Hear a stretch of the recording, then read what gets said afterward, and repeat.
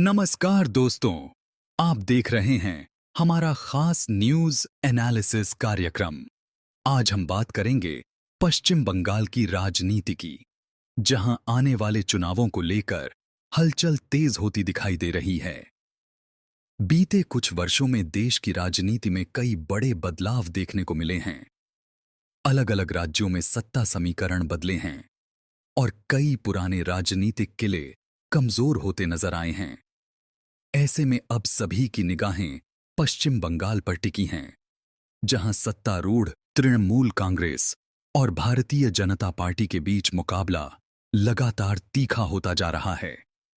राजनीतिक जानकारों का मानना है कि बंगाल हमेशा से एक चुनौतीपूर्ण राज्य रहा है।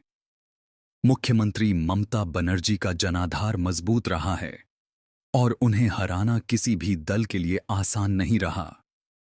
लेकिन हाल के महीनों में जिस तरह की राजनीतिक गतिविधियां सामने आ रही हैं, उससे संकेत मिल रहे हैं कि इस बार मुकाबला पहले से ज्यादा रोचक हो सकता है। इन दिनों ममता बनर्जी के कई सार्वजनिक बयान चर्चा में हैं। अलग-अलग मंचों से उन्होंने संविधान, लोकतंत्र और संस्थाओं की सुरक्षा की बात कही है।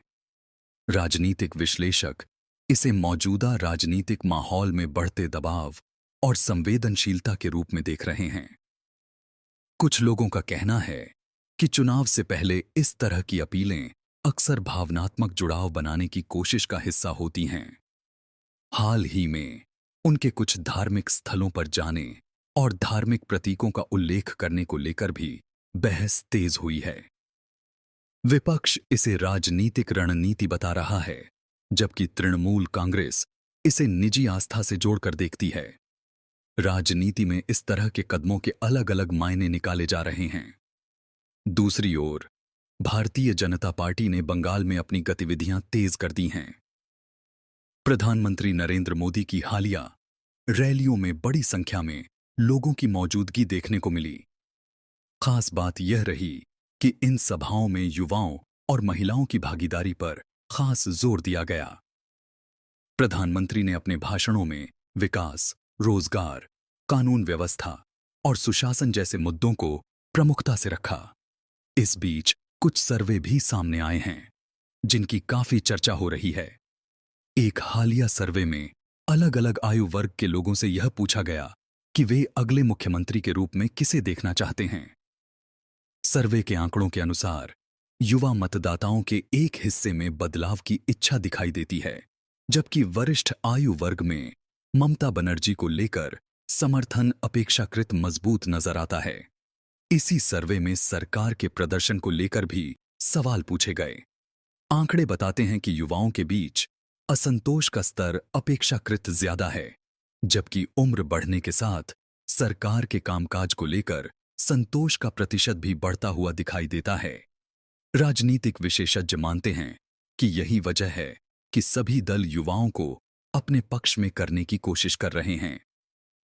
बीजेपी की रणनीति में हिंदू एकजुटता, विकास, रोजगार और घुसपैठ जैसे मुद्दे प्रमुख रूप से सामने आ रहे हैं।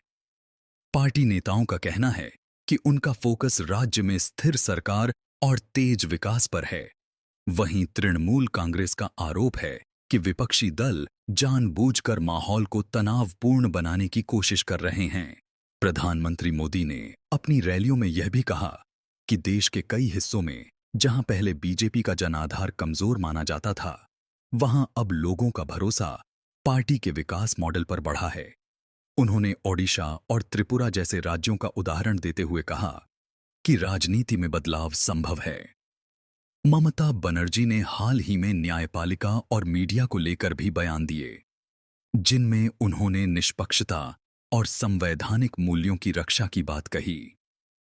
उनका कहना है कि किसी भी मामले में अंतिम फैसला आने से पहले मीडिया ट्रायल नहीं होना चाहिए। इन बयानों को लेकर भी राजनीतिक गलियारों में बहस जारी है। राजनीतिक विश्लेषकों के मुताबिक आरजी कर अस्पताल मामले, कानून व्यवस्था और घुसपैठ जैसे मुद्दों ने राज्य की राजनीति को और संवेदनशील बना दिया है। यही वजह है कि चुनाव जैसे जैसे नजदीक आ रहे हैं, बयानबाजी और रणनीतियां और तेज होती जा रही हैं। अब बड़ा सवाल यही है कि क्या ये संकेत वास्तव में सत्ता परिवर्तन की ओर इशारा कर रहे हैं, या फिर ममता बनर्जी एक बार फिर अपनी राजनीतिक पकड़ साबित करेंगी। इसका जवाब तो आने वाला वक्त और जनता का फैसला ही देगा। आप इस पूरे राजनीतिक घटनाक्रम को कैसे देखते हैं?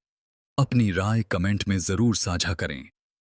वीडियो को लाइक और शेयर करें। नमस्कार।